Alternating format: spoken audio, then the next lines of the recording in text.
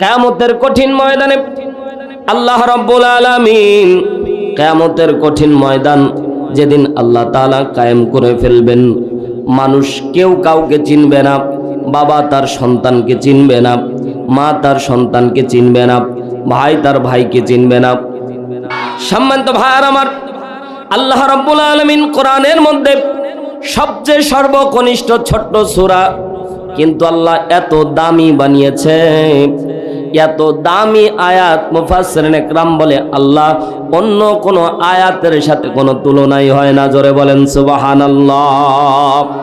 যতগুলি আল্লাহ রাব্বুল আলামিন উম্মতে মুহাম্মদীর জন্য যতগুলি আল্লাহ তাআলা নিয়ামত দান করেছে, তার মধ্যে থেকে হাউজে কাউসারটা এত দামি। কেন দামি? কেন দামি? কিয়ামতের ময়দানে, কঠিন কিয়ামতের ময়দানে এক ফোঁটা পানি যেখানে পাওয়া যাবে না, আল্লাহ রাব্বুল আলামিন দুইটা আমল করনেওয়ালা নর এবং নারীদেরকে আল্লাহ বিশ্ব নবীর হাতে হাউজে কাউসারের পেয়ালা দান করে দিবেন। উম্মতকে পেয়ালা পান করায় দিবেন। উম্মত পানি পান করার সাথে সাথে সতেজ হয়ে যাবে। মুফাসসিরিন ইকরামগণ বর্ণনা করে ওই ব্যক্তি গ্রিন সিগন্যাল পেয়ে জান্নাতের দিকে চলে যাবে। জোরে বলেন সুবহানাল্লাহ। হাদিসের মধ্যে এসেছে, মুসনাদে আহমদের ভিতর হাদিস এসেছে, আল্লাহর নবী সাল্লাল্লাহু আলাইহি ওয়াসাল্লাম বলেন, কিয়ামতের হাউজে কাউসারের পানি পান করানোর পরে 2 নাম্বার যারা হাউজে কাউসারের পানি পাবে, আল্লাহ রাব্বুল আলামিন সূরা হাদীদের 12 নম্বর আয়াত নাজিল করে আল্লাহ তাদেরকে সুসংবাদ দান করছেন। আল্লাহ রাব্বুল আলামিন বলেন, ইয়াউমা তারাল মুমিনিনা ওয়াল মুমিনাতি ইয়াসআ নূরুহুম বাইনা আইদিহিম ওয়া বিআইমানিহিম বুশরাকুমুল ইয়াউম জান্নাতুন তাজরি মিন তাহতিহাল আনহার খালিদিনা ফিহা যালিকা হুয়াল ফাউজুল আযীম।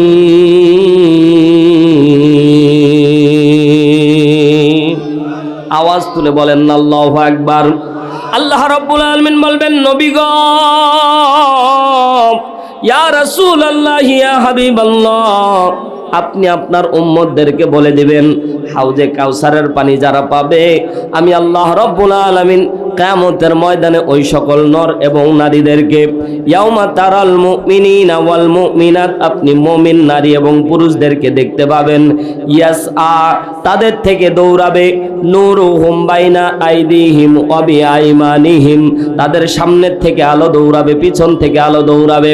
আল্লাহ রাব্বুল আলামিন কোরআনের মধ্যে হাদিস, সূরা হাদীদের 12 নম্বর আয়াত কারিমা নাজিল করে আমার আল্লাহ ডাকতে বলছেন, নবী, এই নূরের বৈশিষ্ট্য, এই আলোর বৈশিষ্ট্য হবে জান্নাতুন তাজরি মিন তাহতিহাল আনহার।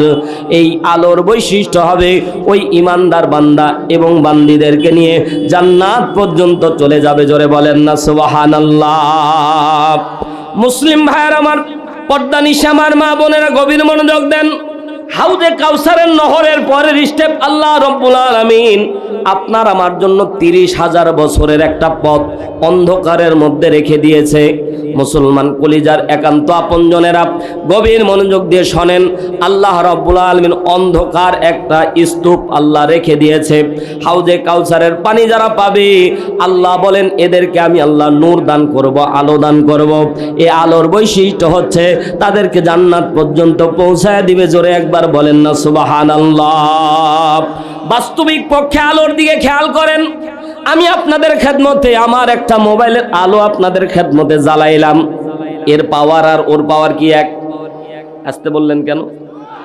কেউ যদি 100 টাকার একটা লাইট আজকে এই বাজার থেকে ক্রয় করেন, আর একজন যদি 1000 টাকার লাইট ক্রয় করেন, বলেন দেখি এক সমান? আসতে বললেন কেন? এক সমান? যদি 10,000, তার মানে দাম যত বেশি হবে ব্যাপারটা এমন না, ব্যাটারির ভোল্টের উপর ডিপেন্ড করবে আপনার আলো কেমন হবে, ঠিক না? বিদ্যুতের ভোল্টের উপর ডিপেন্ড করবে আপনার আলো কেমন হবে। আল্লাহ রাব্বুল আলামিন কিয়ামতের ময়দানে ইমানের তেজ অনুযায়ী আপনার আমল এবং ইমানের উপর ডিপেন্ড করে আল্লাহ তাআলা আলো দান করবে। মুফাসসিরিন একরাম এই জন্য বর্ণনা করে, এই জন্য কোন ইমানদার ওই 30,000 বছরের পথ 1 সেকেন্ডে অতিক্রম করে চলে যাবে। আল্লাহু আকবার, জোরে বলেন আল্লাহু আকবার। কোন মুফাসসিরিন একরামগণ বর্ণনা করে কারো জন্য 1 দিনের পথ হবে, কারো জন্য 2 দিনের পথ হবে, কারো জন্য 3 দিনের পথ হবে, কারো জন্য 1 মাস, কারো জন্য 1 বছর, কারো জন্য 30,000 বছরের পথ হবে।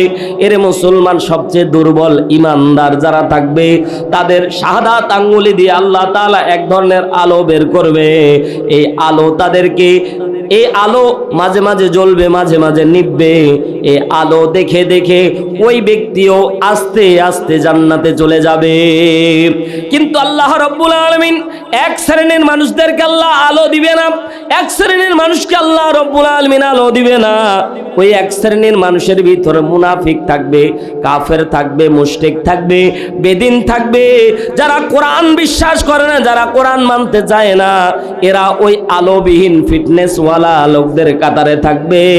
আমার আল্লাহ বলে, আমি আল্লাহ রাব্বুল আলামিন ওই ফিটনেসবিহীন, আমলবিহীন, নূরওয়ালাবিহীন ওই মানুষদেরকে আমি আল্লাহ জাহান্নামের আগুনে নিক্ষেপ করব।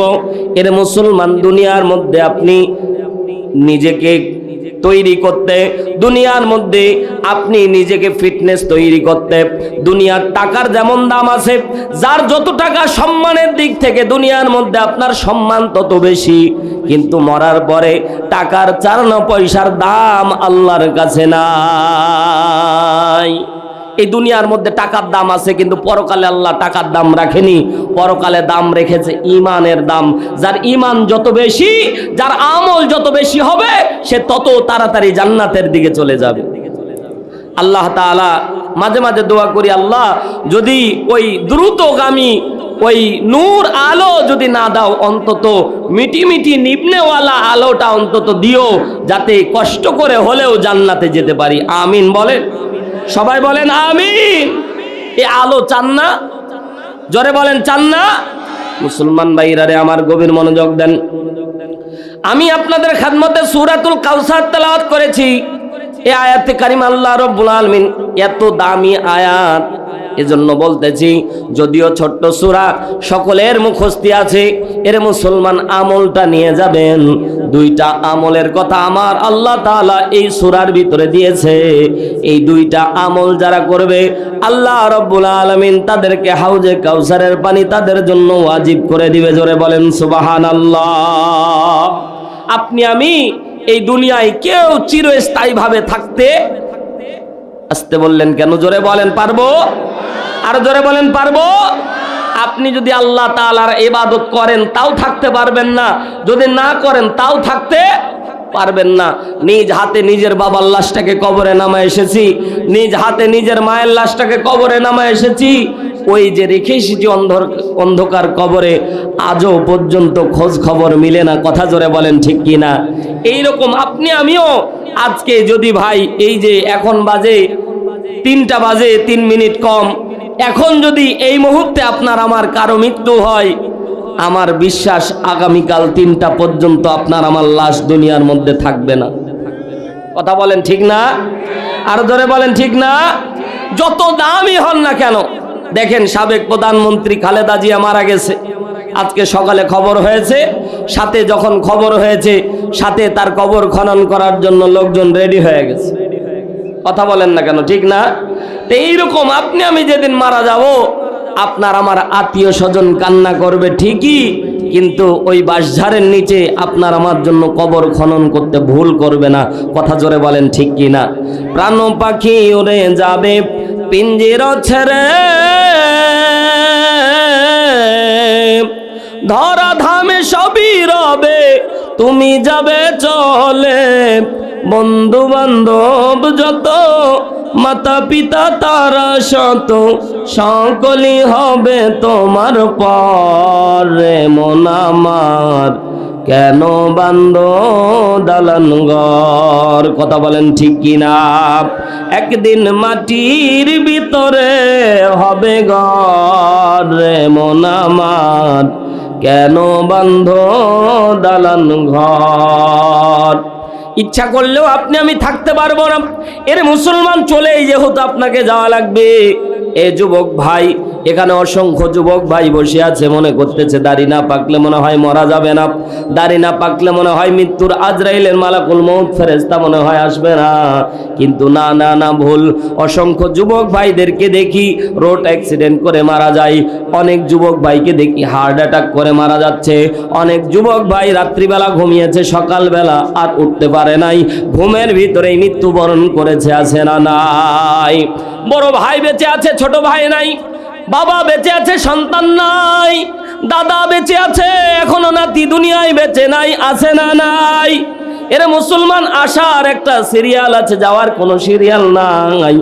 আপনি আমি কিয়ামতের ময়দানে হাউজে কাউসারের নহর যাতে করে পাই, এজন্যই আপনাকে আমলের জন্য বলে দিচ্ছি রে মুসলমান। আপনি আমি যতই দুনিয়ার মধ্যে বাহাদুরি করি, যতই কথা বলি, যতই কাজ করি না কেন, যদি এই দুইটা আমল আপনি আমি না করি, আল্লাহ কিয়ামতের ময়দানে আপনাকে আমাকে হাউজে কাউসারের নহর থেকে পানি পান করার অনুমতি দান করবে না। জোরে বলেন নাউযুবিল্লাহ। আল্লাহ তাআলা কেন সূরাতুল কাউসার নাজিল করলো? শানে নজুল থেকে একটা ঘটনা শুনেই আমরা সামনের দিকে আগাবো, আমলের দিকে। মুসলমান জিজ্ঞাসা করতে চাই আপনাদেরকে, বলি, কোরআনুল কারীম আল্লাহ তাআলা যেই ঘটনাকে কেন্দ্র করে নাজিল করা হয়, উলুমুল কোরআনের ভাষায় তাকে বলা হয় শানে নজুল। কি বলা হয়?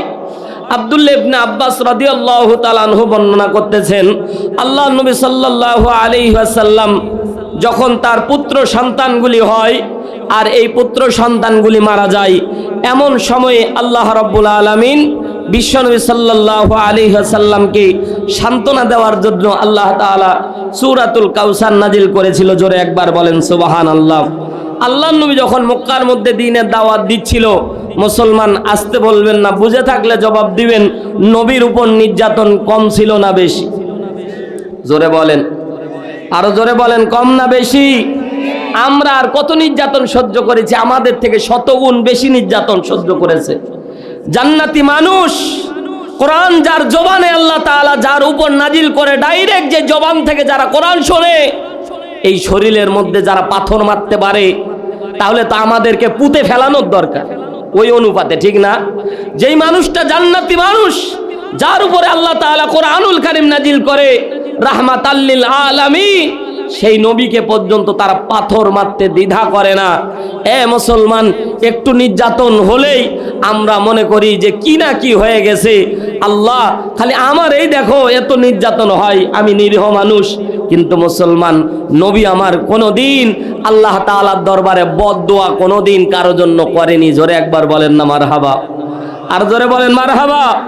তায়েফের ঘটনা আপনারা জানেন, বিশ্ব নবীকে তায়েফের ময়দানে এমন করে রক্তাক্ত করে দেওয়া হয়েছিল, তারপরেও আল্লাহ নবীর কাছে জিবরাইল এসে অনুমতি চেয়েছিল, নবী গো আপনি শুধু অনুমতি দান করে দেন, তায়েফের দুই দিকের পাহাড়, ডান দিকের পাহাড় বাম দিকে চাপ দিব, বাম দিকের পাহাড় ডান দিকে চাপ দিয়ে পিষে মেরে দেব তায়েফের মানুষদেরকে। নবী আমার আস্তে করে ডুকরে কেঁদে দিয়ে ডাকতে বলছেন, জিবরাইল আমি যাদের কাছে দাওয়াত নিয়ে এসেছি, এ জিবরাইল তাদেরকে যদি তুমি মেরে দাও, তাহলে আমি কাদের কাছে দিনের দাওয়াত দিব? এ মুসলমান, গভীর মনোযোগ দেন। কোন নবীর আদর্শের সৈনিক আমরা? কোন নবীর আদর্শ লালন করি? কোন নবীর উম্মত হয়েছি? কপাল অনেক ভালো, দেখেন নবী আমার বদদোয়া কোনোদিন কারো জন্য করেনি। আল্লাহ নবী ঘর থেকে বের হতে দেরি হয়েছে, আল্লাহ নবীর উপর নির্যাতন আসতে দেরি করে নাই। আল্লাহ নবীকে অযথা অব্যক্ত কথা বলে নবীকে কষ্ট দেওয়া হয়েছে। মুফাসসিরিন একরাম বলে নবীকে দুই ভাবে কষ্ট দেওয়া হয়েছে। জোরে বলেন কয়ভাবে? সবাই আওয়াজ তুলে বলেন কয়ভাবে? একটা হচ্ছে শারীরিক নির্যাতন, দুই নাম্বার হচ্ছে মানসিক নির্যাতন। আল্লাহর নবীকে করানো হয়েছিল। শারীরিক নির্যাতন, নবীকে পাথর মারা হয়েছিল, আল্লাহর নবী নামাজরত অবস্থায় আছে, কাফের মুশরিক আল্লাহর নবীর উপরে উটের নারী ভুঁড়ি চাপিয়ে দিয়েছে, শারীরিক নির্যাতন। এইরকম অসংখ্য নির্যাতনের ঘটনা আছে। মানসিক নির্যাতন কিভাবে করা হয়? একটা মানুষকে মানসিক টর্চার করা হলে সে আর সুস্থ মস্তিষ্কে ঘুরতে পারে না। আল্লাহর নবী দ্বীনের দাওয়াতি কার্যক্রম করেন। আমার আল্লাহ সূরা ইব্রাহিমের 1 নম্বর আয়াতের শেষ অংশে সুন্দর করে ডাক দিয়ে বলেন, লিতুখরিজান নাসা মিনাল যুলুমাতি ইলান নূর।